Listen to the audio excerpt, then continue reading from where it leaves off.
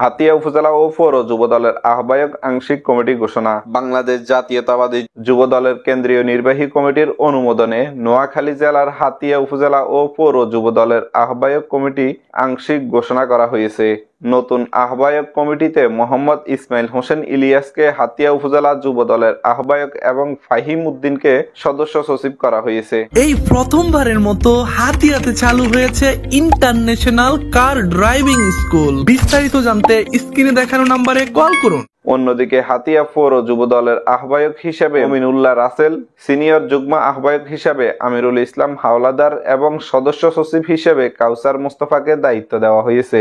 আগামী 30 দিনের মধ্যে উপজেলা ও পৌর যুব দলের 35 সদস্য বিশিষ্ট পূর্ণাঙ্গ আহ্বায়ক কমিটি গঠন করে কেন্দ্রীয় দপ্তরে প্রেরণের নির্দেশ দেওয়া হয়েছে। জাতীয়তাবাদী যুব দলের কেন্দ্রীয় নির্বাহী কমিটির সভাপতি আব্দুল মোনায়েম মান্না ও সাধারণ সম্পাদক মোহাম্মদ নুরুল ইসলাম নয়ন এই কমিটি অনুমোদন করেন। এ সংক্রান্ত নির্দেশনা যুবদল কেন্দ্রীয় নির্বাহী কমিটির সভাপতি ও সাধারণ সম্পাদকের পক্ষ থেকে প্রেরণ করেছেন সহ দপ্তর সম্পাদক মিনহাজুল ইসলাম ভুঁইয়া।